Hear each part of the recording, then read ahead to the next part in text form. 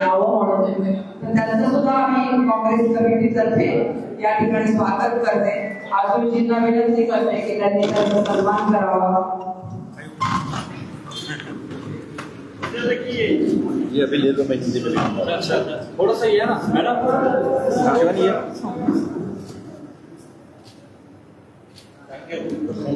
इसका हिंदी में दे दो। तर या ठिकाणी आता आदरणीय यांचं स्वागत आपण केलेलं आहे आणि यापुढे मी आजूजी लोंढे यांना पहिल्यांदा विनंती करेन की आपण प्रेसची सुरुवात करावी. उपस्थित सन्मान्य कन्हैयाजी जे CWC मेंबर आहेत, आमच्या NSUI विंगचे विद्यार्थी विंगचे ते इंचार्ज आहेत, राष्ट्रीय इंचार्ज आहेत. माझ्यासोबत आपली तरुण नेता शिवानी वडेट्टीवार जे आहेत, आपल्या अध्यक्ष सन्मान्य माजी आमदार दित्य चौधरी आहेत आणि सर्व सन्मान्य काँग्रेसचे नेतेगण उपस्थित. आज आपल्याला कल्पना आहे की ज्या पद्धतीने शिक्षण हा विषय राहुल गांधींनी घेतला 2020 पासून, भारत जोडोमध्ये ते अनेक विद्यार्थ्यांना भेटलेत. आदिवासी असतील, दलित असतील, OBC असेल किंवा मग सामान्य वर्गातले जे EBC आहेत, इकॉनॉमिकली बॅकवर्ड क्लास, त्यांच्याशी चर्चा केल्यानंतर त्यांच्या लक्षात 2-3 गोष्टी प्रकाशाला आल्या. एक तर शिक्षण महाग होणं, शिक्षण खाजगी होणं आणि IAS IPS म्हणजे UPSC MPSC PMD नीट आणि JEE याच्या व्यतिरिक्त विद्यार्थ्यांना दुसऱ्या कुठल्याही गोष्टीविषयी कल्पना नसणे हे सर्वात मोठे फ्लॉस त्यांच्या त्यावेळेस लक्षात आले होते. 2024मध्ये त्यांनी संपूर्णपणे कशा पद्धतीने नीटचा पेपर फुटल्यानंतर त्यांनी संसदेमध्ये हा मुद्दा उचलला. सातत्याने त्यांनी हे मुद्दे उचलत राहिले आणि 18 जून म्हणजे जंतर-मंतरला आपले सगळे विद्यार्थी, आपले लाडके विद्यार्थी जमा होण्याच्या पहिले छात्रों की गूंज नावाचा जो कार्यक्रम आहे, सरळ विद्यार्थ्यांमध्ये जायचं, हा त्यांनी कोटापासून सुरू केला. मग कोटामध्ये झाला, कोटानंतर देहरादूनला झालं, देहरादूननंतर प्रयागराजमध्ये झालं, प्रयागराजनंतर आता चौथं जे आहे ते पुण्यासाठी होत आहे. एक सावित्रीबाईचा, जिजाऊमांचा, त्यानंतर अहिल्यादेवी होळकरांचा, झाशीच्या राणीच्या, आपल्या या सर्वांचा सन्मान म्हणून आणि पहिलं विद्यापीठ मुलींचं, पहिली शाळा मुलींची ही पुण्यामध्ये झाली म्हणून त्याचा सन्मान आणि त्यांना आदरांजली जी आहे ती वाहण्यासाठी इथे फक्त मुलींशी जी आहे, विद्यार्थी मुलींशी चर्चा होणार आहे. आपण पाहिलं असेल की या कार्यक्रमाची धस्ती, इस कार्यक्रम का डर जो है वो बड़े पैमाने पे BJP में फैल गया है. कन्हैया जी, मैं आपको बताना चाहूँगा, अभी थोड़ी देर पहले BJP ने ये दावा किया कि सब दिमागी नक्सल को इस कार्यक्रम में बुलाया है. मैं यहाँ से BJP को सवाल पूछना चाहता हूँ, क्या हमारी बच्चियाँ जो पढ़ लिख कर आगे आई है वो दिमागी नक्सल है? और कहीं उन्होंने जिस तरह से आपको छेड़ा है, दिल के तार जो छेड़े जंतर मंतर पे, कहीं अगर बच्चों ने आप दिमाग से पैदल हो कह दिया तो फिर बुरा मान जाओगे. तो आपने और दूसरा आरोप किया कि हमने हमारे ही स्कूल और कॉलेज से बच्चों को लाया. तो ऐसा है कि हमने स्कूल कॉलेज खोले इसलिए हमारे पास छात्र है. आपने शाखा खोली इसलिए आपको पास विद्यार्थी नहीं है, छात्र नहीं है. आपने जहर बोया, हमने शिक्षा बोई इसलिए हमारे पास छात्र है. मैं ज़्यादा समय लेते कन्हैया से विनती करता हूँ वो उनको संबोधित करें.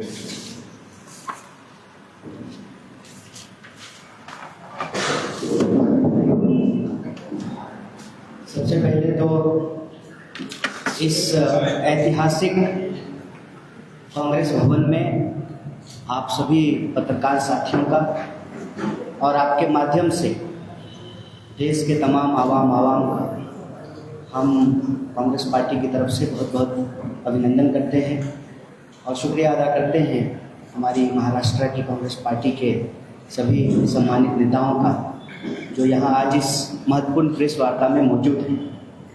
जैसा कि आप सब लोगों को मालूम है कि पूरे देश में छात्रों का गूंज कार्यक्रम चल रहा है और ये कैंपेन इस देश में जो शिक्षा व्यवस्था है, जो ICU में पहुंच गया है, उस शिक्षा व्यवस्था को बदलने की, उसको सुधारने की, उसको बेहतर बनाने की मुहिम है.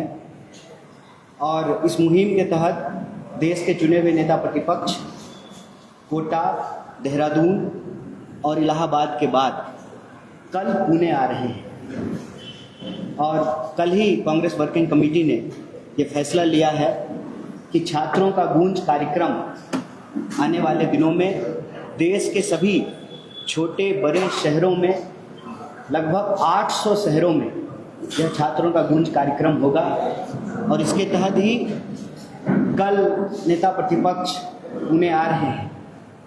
पुणे आने की सबसे बड़ी वजह यह है कि मराठी में एक बात कही जाती है, मुलगी सिकली प्रगति झाली। क्या बात है। इस देश में आधुनिक शिक्षा के लिए, लड़कियों की शिक्षा के लिए, महिलाओं की पढ़ाई के लिए सबसे पहला स्कूल अगर कहीं खोला गया तो पुणे में खोला गया। इसीलिए हम कहते हैं कि कल सावित्री की बेटियां आएंगी देश के नेता प्रतिपक्ष से बात करने के लिए, और इस कार्यक्रम का जो लोग विरोध कर रहे हैं ये वही मानसिकता है जिस लेकिन अगर देश में रोज 25 स्कूल बंद हो रहे हैं तो किनके बच्चे नहीं पढ़ पाएंगे? वही बच्चे नहीं पढ़ पाएंगे जिनको पढ़ाने के लिए सावित्रीबाई फूले ने सबसे पहला स्कूल पुणे में खोला था। इसीलिए कल नेता प्रतिपक्ष पुणे में आकर के ग्रेजुएशन के लिए 30 लाख रुपया खर्च करना पड़े, वो 80 करोड़ लोग जो 5 किलो अनाज लेने के लिए लाइनों में लगे हुए हैं, क्या उनके बच्चे 30 लाख रुपया देकर के ग्रेजुएशन कर पाएंगे?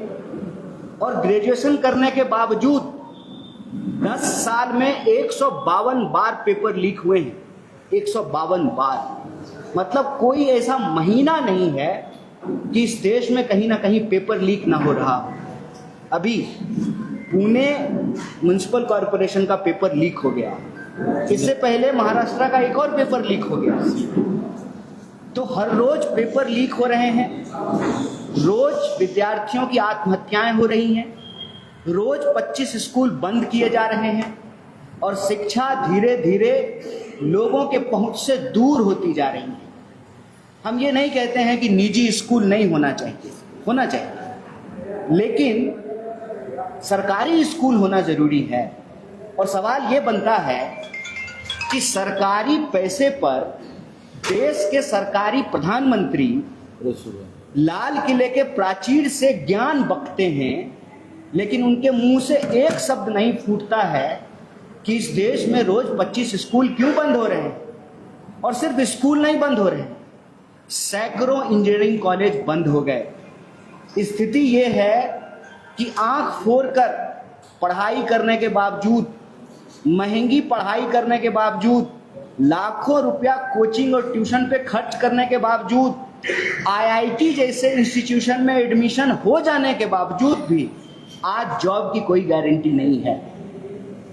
एक साल में 1 लाख लोगों को भी जॉब नहीं मिल रहा है। आईआईटी से जो ग्रेजुएट हैं उनको कैंपस प्लेसमेंट नहीं मिल रहा है। तो आप अंदाजा लगाइए कि इस देश की शिक्षा व्यवस्था को कहां पहुंचा दिया गया है। अव्वल तो आपके पास यदि पैसा नहीं है तो आप अपने बच्चों को नहीं पढ़ा सकते हैं। एलकेजी में एडमिशन के लिए उतना डोनेशन लग रहा है जितना तक में कॉलेज का एडमिशन हो जाता था। माँ बाप परेशान हैं बच्चों का एलकेजी में एडमिशन कराने के लिए। बच्चों का एडमिशन लेने के लिए माँ बाप का इंटरव्यू लिया जाता है। बताइए, बच्चे को पढ़ना है ना कि माँ बाप को पढ़ना है? अगर किसी का माँ बाप मूर्ख है, वो अपनी पढ़ाई नहीं कर पाया, तो क्या उसके बच्चे को पढ़ने का अधिकार नहीं है? गृह मंत्री का बेटा क्रिकेट नहीं खेलता है, लेकिन वो बीसीसीआई का सेक्रेटरी बन सकता है। लेकिन इस देश में गरीब का बच्चा पढ़ाई नहीं कर सकता। पढ़ाई इतनी महंगी कर दी गई है कि आम लोगों के पहुंच से शिक्षा दूर हो गई। किसी तरह से जमीन बेचकर, पेट काटकर, अपने सेविंग्स को खर्च करके अपने बच्चों को आप पढ़ा भी लें तो ऐसी मूर्खों की सरकार है कि इनसे 10वीं का एग्जाम नहीं लिया जाता है। 10वीं का सीबीएसई के इस बार के पेपर में ऑन स्क्रीन मार्किंग के चलते जो पास थे उसको फेल कर दिया, जो फेल थे उसको पास कर दिया।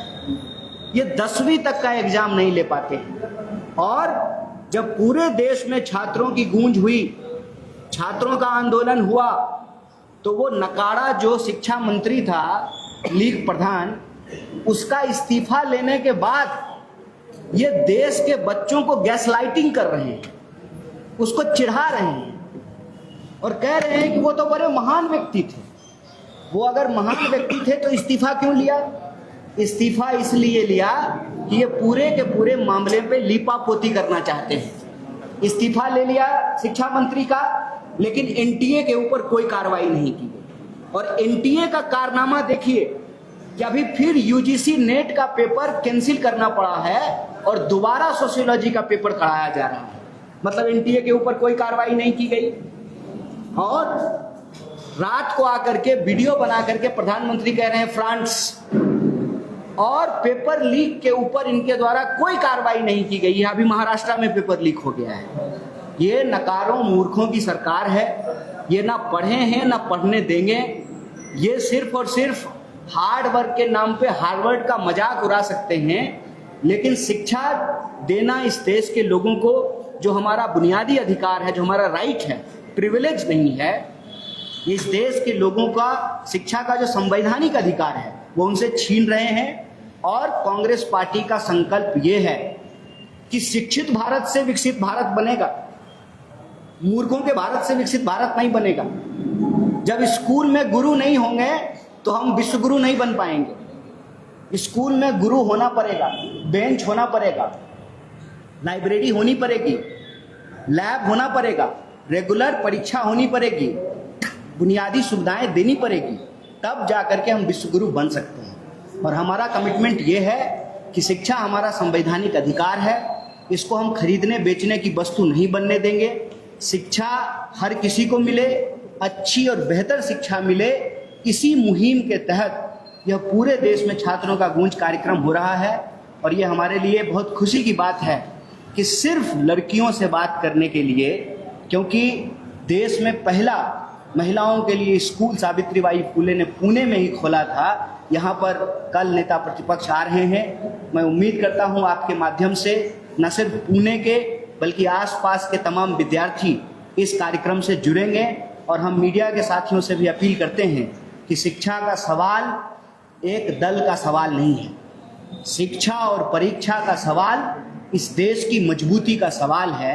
आप सबके माध्यम से नेता प्रतिपक्ष जो इस देश की शिक्षा की व्यवस्था को लेकर के बात करना चाहते हैं, वो आवाज़ देश तक पहुंचेगी। और यह जो छात्रों की गूंज है इस देश में शिक्षा व्यवस्था को बदलने की हुंकार साबित होगी। इन्हीं चंद बातों के साथ मैं अपनी बात को समाप्त करूंगा। आपके इस कार्यक्रम से संबंधित, छात्रों के गूंज अभियान से संबंधित और आने वाले दिनों में या छात्रों का गूंज अभियान किस तरह से आगे बढ़ेगा, इससे संबंधित जो भी प्रश्न होंगे उसका यथासंभव हम जवाब देने की कोशिश करेंगे। बहुत बहुत शुक्रिया, बहुत धन्यवाद। एक वीडियो वायरल हुआ है जिसमें 25,000 देकर लड़के बुलाए जा रहे हैं, ऐसा दावा बीजेपी कर रही है। वो वीडियो वायरल पे आपका क्या कहना है? कौन बीजेपी?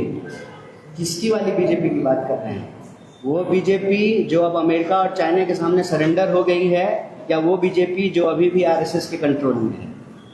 आप लोग अभी भी बीजेपी को सीरियसली ले रहे हैं? आप किस नहीं, मतलब आप बीजेपी का सवाल हमसे पूछ रहे हैं? बीजेपी का सवाल पूछना है ना, तो सभी पत्रकारों को एक चिट्ठी लिखना चाहिए इस देश के बड़बोले प्रधानमंत्री को। मन का बात करने का फुर्सत है बुढ़ऊ को? लाल किला से जाकर के भाषण देने का फुर्सत है? इस देश के मीडिया से क्यों नहीं बात करते हैं? और आप बीजेपी का सवाल हमसे पूछते हैं। बीजेपी आज तक इस देश में कौन सा सही बात की है, हमको बताइए। बीजेपी का तो यही काम है कि हर बात में विवाद करना।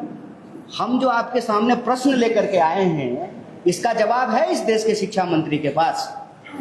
देश का मौजूदा शिक्षा मंत्री कह रहा था कि पुराना शिक्षा मंत्री बहुत महान थे, सबसे बड़े महान वही पैदा हुए थे और हम उनकी ही महानता को आगे बढ़ाएंगे।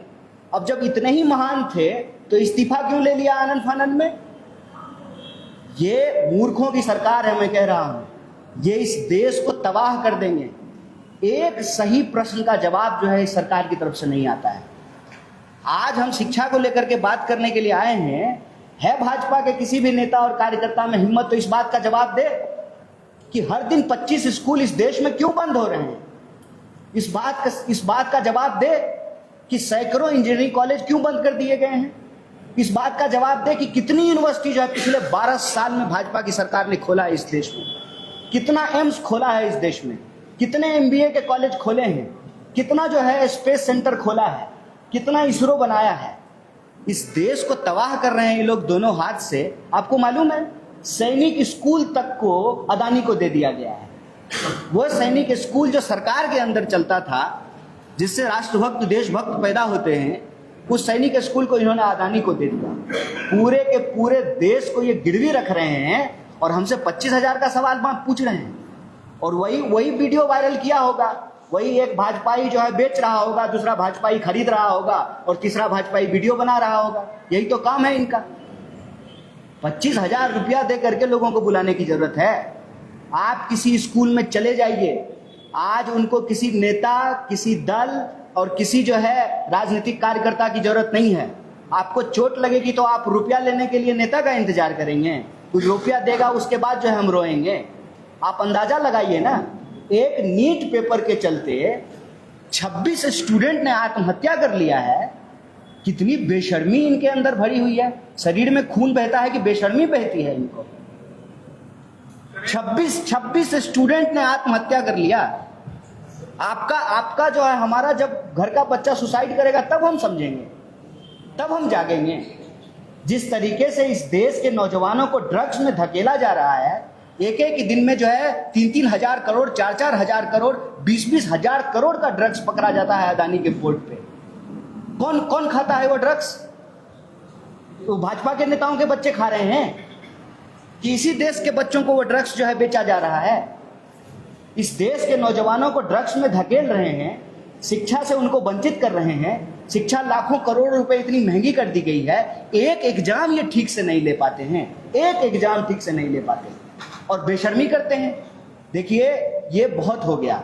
हमने देखा है अंग्रेजों ने हमारे साथ यही किया था, फूट डालो राज करो। ये बहुत हो गया। अब ये मुद्दा भटकाने वाला काम नहीं चलेगा। इस देश में लोगों को सही शिक्षा मिले, सही पढ़ाई हो, सही दवाई हो, सही कमाई हो, सही सिंचाई हो, लोगों की सुरक्षा हो, इस पे हमको बात करने की जरूरत है। और यह जो प्लांटेड क्वेश्चन है ना बीजेपी का, इससे हम लोगों का भलाई होने वाला है। कल जो छात्रों के कार्यक्रम होने जा रहा है, उसके लिए राहुल गांधी को 30 शर्तें दी गई है। 30 शर्तों का पालन राहुल गांधी को करना चाहिए। उस पुलिस ने ऐसे नोटिस दिए। पिछली बार की जो भारत जोड़ो यात्रा का एक्सपीरियंस देखा, उन्होंने स्वतंत्र वीर सावरकर के बारे में जो वक्तव्य किया था, उसको लेकर ही ये सब उस शर्त में सब मेंशन किया है। क्या लगता है? देखिए, सबसे पहली बात जो है ना, हम जो बात करने के लिए आए हैं ना, आप उस पर बात कीजिए। ये मेरा निवेदन है आपसे। आप इधर उधर की बात कीजिएगा तो ये मत सोचिएगा कि किसी भी सवाल का जवाब हमारे पास नहीं। हमारे पास हर सवाल का, सुनिए पहले सुनिए, हमारे पास हर सवाल का जवाब है, ठीक है। जहाँ तक शर्त की बात है, ठीक है, हम देखेंगे, इनको देख रहे हैं। ये इन्होंने देहरादून में भी यही किया था, इन्होंने कोटा में भी यही किया था, इन्होंने इलाहाबाद में भी यही किया था। ये हमारे लिए कोई नई बात नहीं है। देहरादून में इन्होंने क्या किया? देहरादून में पहले परमिशन दिया, फिर बोला कि सरकारी कार्यक्रम है, हमारा परमिशन कैंसिल कर दिया, आप दूसरे मैदान में कर लीजिए। और सरकारी खर्चे पर उत्तराखंड की संस्कृति के नाम पे एक कार्यक्रम आयोजित किया गया और एक पंजाबी सिंगर को बुला करके उसका डांस करवाया गया। उनको लगा कि उसको देखने के लिए स्टूडेंट चले जाएंगे, फिर भी ये स्टूडेंट राहुल गांधी से बात करने के लिए आ गए। कोटा में भी इन्होंने किया, रातों रात जो है हमारे सारे पोस्टर उतरवा दिए, तब भी हमारा कार्यक्रम हुआ। इलाहाबाद में भी इन्होंने परमिशन कैंसिल कर दिया था, बाद में स्टूडेंट के दबाव में इन्होंने परमिशन दे दिया। देखिए, आंदोलन, लड़ाई, नैतिकता, सिद्धांत किसी परमिशन का इंतजार नहीं करता है। आपके देश में, आपके समाज में, आपके गांव में, आपके घर में कोई संकट पैदा हो गया है तो आप उस संकट से लड़ते हैं, जूझते हैं, आप परमिशन का इंतजार नहीं करते हैं। इनको जितना ताकत है कि फडणवीस, बताओ इसका कुछ है? इसको बोलेगा अमित शाह कि उल्टा लटक जाओ तो उल्टा लटक जाएगा। है उसके पास कुछ? किसी नेता के पास कुछ है? तो जो नेता प्रतिपक्ष अमित शाह को ही नहीं कुछ समझ रहे हैं, मोदी को ही कुछ नहीं समझ रहे हैं, वो महाराष्ट्र के मुख्यमंत्री के शर्तों से उनको फर्क पड़ रहा है। आपको हम लोगों का जो है, हम लोग किस मिट्टी के बने हुए समझ में नहीं आ रहा है। जिसके पास रीढ़ की हड्डी होगी ना, वो हमारे साथ खड़ा होगा। कितना नेता बचा है जिसका रीढ़ का हड्डी है, हमको बताइए। तो जब अमित शाह से फर्क नहीं पड़ रहा है तो फडणवीस जी से फर्क पड़ रहा है। फडणवीस जी, आपको अगर एक पैसे का भी शर्म है ना, एक पैसे का शर्म, तो हम आपसे ललकार के कहते हैं, आपके कंधे पे महाराष्ट्र की महान संस्कृति, मराठा साम्राज्य के महान इतिहास और उसकी विरासत को बनाने की संस्कृति है। ठीक है, अमित शाह के सामने सरेंडर मत कीजिए।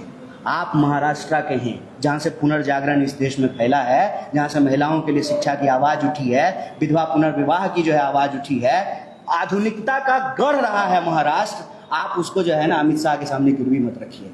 इस देश में लोकतंत्र की जड़, एक मिनट, इस देश में लोकतंत्र की जड़ अगर कहीं बहुत गहरी है तो महाराष्ट्र की मिट्टी में है। इसीलिए महाराष्ट्र के जो लोग हैं, मैं उनको आपके माध्यम से कहना चाहता हूं, नेता प्रतिपक्ष अमित शाह के सामने नहीं झुकते हैं तो फडणवीस के सामने तो बिल्कुल भी नहीं झुकेंगे। और महाराष्ट्र के लोगों को भी अपने अभिमान और स्वाभिमान के लिए फडणवीस जी से कहना चाहिए कि फडणवीस जी आप भी अमित शाह के सामने झुकना बंद कर दीजिए। कहते हैं कि ये जो राहुल गांधी का कार्यक्रम हो रहा है, तो कांग्रेस के लोग संस्था ही चलाते हैं, तो कांग्रेस संचालित संस्था में राहुल गांधी जी का कार्यक्रम। अच्छा, तो स्कूल चलाना गुनाह है? मतलब आप ही बताइए कि गन्ने का रस जो है उसको पेट्रोल में मिलाना बड़ा विज्ञान है और स्कूल चलाना गुनाह है। इस देश के खनिज संपदा को लूट करके अदानी को पहुंचा देना ये बड़ा पुण्य का काम है। स्कूल चलाना गुनाह है, इसमें क्या दिक्कत है? हम स्कूल चलाते हैं, इस कॉलेज चलाते हैं, यूनिवर्सिटी चलाते हैं, इसमें कौन सी बुराई है? आप तो ऐसे बोल रहे हैं जैसे हम सब शराब खाना चला रहे हो। ये कोई खराब बात है क्या? स्कूल चलाना कोई बुरी बात है क्या? तो फडणवीस जी को इससे क्या दिक्कत है?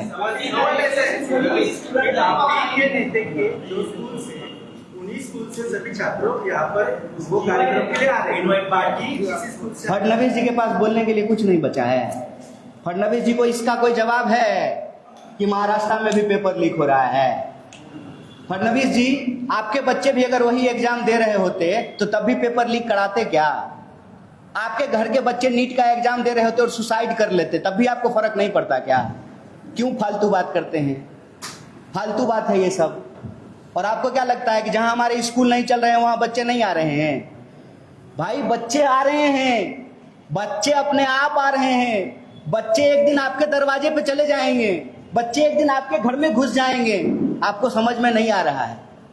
आपको इसलिए नहीं समझ में आ रहा है कि आपको लगता है कि कांग्रेस पार्टी कर रही है। इस देश के स्टूडेंट कर रहे हैं और कांग्रेस पार्टी बस उस स्टूडेंट के साथ खड़ी है, क्योंकि स्टूडेंट इस देश के वर्तमान और भविष्य हैं।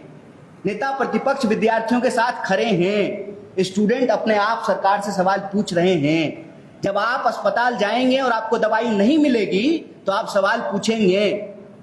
जब आपको खाना नहीं मिलेगा तो आप चिल्लाएंगे। जब आपको शिक्षा नहीं मिलेगी तो आप सवाल पूछेंगे।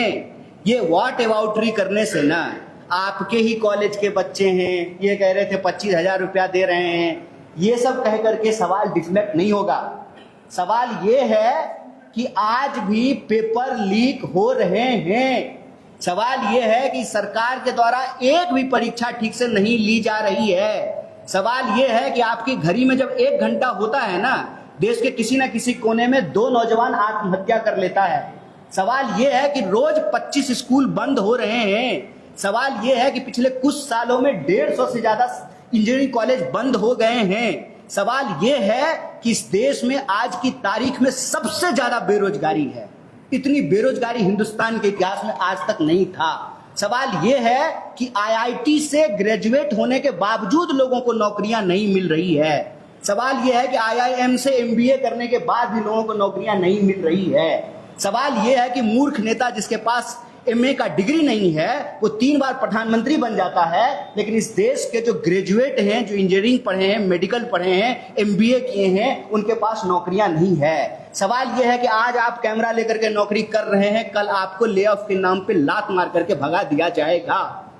ये सवाल है। सवाल यह है कि दिल्ली के बड़े बड़े मीडिया संस्थानों से बिना बताए रातों रात सैकड़ों लोगों को नौकरियों से बाहर कर दिया गया है। सवाल यह है कि एक एक करके यहाँ के कॉर्पोरेट सेक्टर के ऑफिस बंद होते जा रहे हैं। सवाल यह है कि दुनिया में एआई आ गया है और हमारा जो वर्कफोर्स है उस वर्कफोर्स को एआई के हिसाब से इक्विप नहीं बनाया गया है। देश उस मुहाने पे खड़ा है। सवाल यह है कि ओरिजिनल पेट्रोल 168 रुपये लीटर मिल रहा है। सवाल ये है कि करोड़ों गाड़ियां जो E20 के लिए अभी तैयार नहीं थी, उसको अचानक से बंद कर दिया गया है BS4 की गाड़ियों को।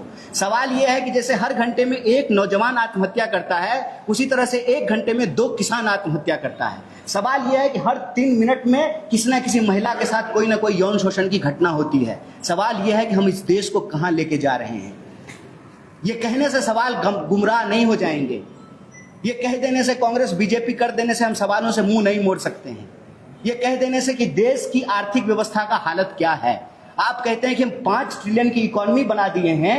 5 किलो अनाज लेने के लिए, सोचिएगा इस बात को, 5 किलो का अनाज लेने के लिए 80 करोड़ लोग लाइनों में लगे हुए हैं। सवाल यह है कि आप किसी भी सरकारी स्कूल में चले जाइए, आपके घर की बहू बेटी अगर उसमें पढ़ती है, पढ़ाती है, तो वो यूरिन पास नहीं कर सकती है, बाथरूम इतना गंदा है। सवाल यह है कि कोई ऐसा डिपार्टमेंट नहीं है जहां बिना करप्शन से कोई काम होता हो। इसीलिए बड़े सवाल आज हमारे सामने खड़े हैं, जो कांग्रेस बीजेपी से ज्यादा बड़े हैं, जो देश के सवाल हैं। इन सवालों को किसी भी तरीके से गुमराह नहीं किया जा सकता है। इसीलिए क्या फडणवीस जी कहते हैं, क्या अमित शाह जी कहते हैं, क्या वो हमारे ऊपर आरोप लगते हैं, इससे काम चलने वाला नहीं है। कांग्रेस पार्टी ने इस देश को आजादी दिलाई और इस देश का आजादी खतरे में है, तो कांग्रेस पार्टी पूरी मुस्तैदी से इस देश की आजादी की रक्षा करेगी। और नेता प्रतिपक्ष वही कर रहे हैं और उसी लड़ाई को आगे बढ़ाने के लिए कल वो पुणे आ रहे हैं, पुणे के विद्यार्थियों से बात करने के लिए। उन्होंने इतना बड़ा छात्र का आंदोलन किया, वो अभिजीत किया, महाराष्ट्र की उन्होंने ब्रिटिश की रणनीति है भाजपा की, तो उनको आप साथ क्यों नहीं लेते? आपने बुलाया उनको छात्र सम्मेलन में, या आगे प्लान है कांग्रेस का? नहीं, 140 करोड़ लोगों का देश है, एक आदमी के लड़ने से नहीं होगा। हम सबको लड़ने की जरूरत है। जो जहां भी इस देश को बचाने के लिए संघर्ष कर रहे हैं, उन सबको शुभकामनाएं हैं। कांग्रेस पार्टी का मेंबर होने के चलते, कांग्रेस पार्टी इस देश का सबसे प्रमुख विपक्षी पार्टी होने के चलते और राहुल गांधी चुने हुए नेता प्रतिपक्ष होने के चलते ये हमारी जिम्मेवारी है कि जो आए तो जिंदाबाद, जो ना आए तब भी जो इस लड़ाई को हम मजबूती से लड़ेंगे।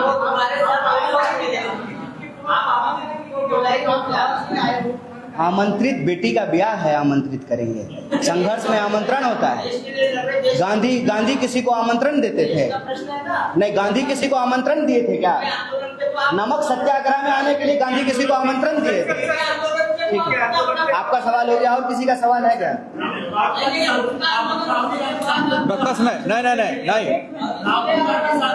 ठीक आहे, प्रश्न घेतला। राहुल गांधी सांसद के बाद अंशुल के लिए बैठे, कल से कार्यक्रम चालू हुआ है, लेकिन उससे पहले वो अंशुल के लिए बैठे, मतलब क्या राहुल जी आज गए हैं पार्लियामेंट स्ट्रीट में रिपोर्ट को दर्ज कराने के लिए, क्योंकि 20 तारीख को दिल्ली में जो पैलेट गन चलाया गया, 25 तारीख को बिहार में AK-47 चलाया गया, 3 स्टूडेंट्स को गोली मारी गई पॉइंट ब्लैंक, पूरे देश के भीतर जबरदस्त लाठीचार्ज किया गया, वाटर कैनन चलाए गए।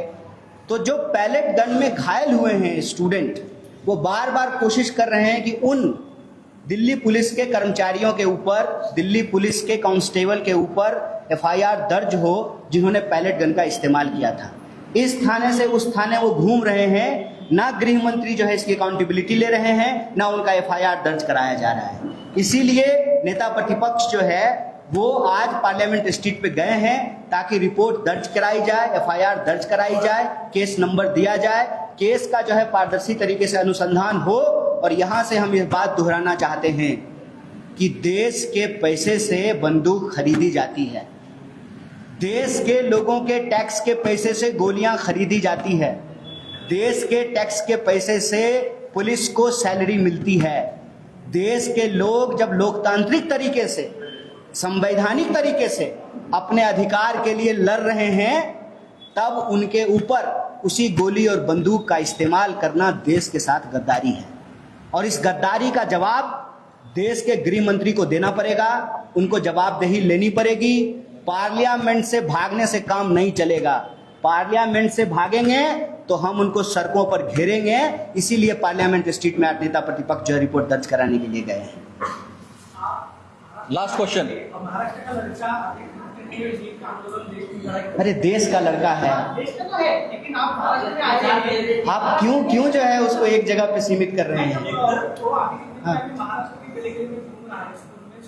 तो अच्छी बात है ना, इसमें दिक्कत क्या है? आप अभी उनको साथ लेकर चलेंगे, आप आह्वान करेंगे राहुल जी के स्टेज पर, वो आप उनको बुलाएंगे, सीधे के साथ आएंगे क्या कांग्रेस? किसके साथ?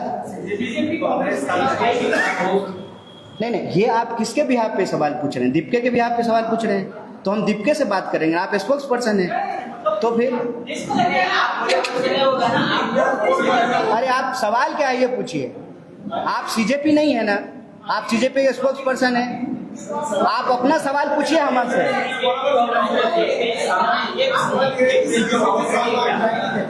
सीजेपी के साथ जाएंगे कि नहीं जाएंगे, ये आप किस लिहाज से पूछ रहे हैं? आप चुनाव लड़ने की बात पूछ रहे हैं, अलायंस बनाने की बात पूछ रहे हैं?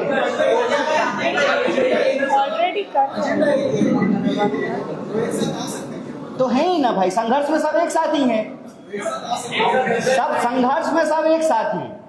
और इसमें जो है ना, आमंत्रण देने लेने ही कोई मुंडन का कार्यक्रम है, आंदोलन है, आंदोलन में सब शामिल होइए, सब मिलकर के इस देश को बचाने की लड़ाई लड़ रहे हैं, इसमें क्या दिक्कत है?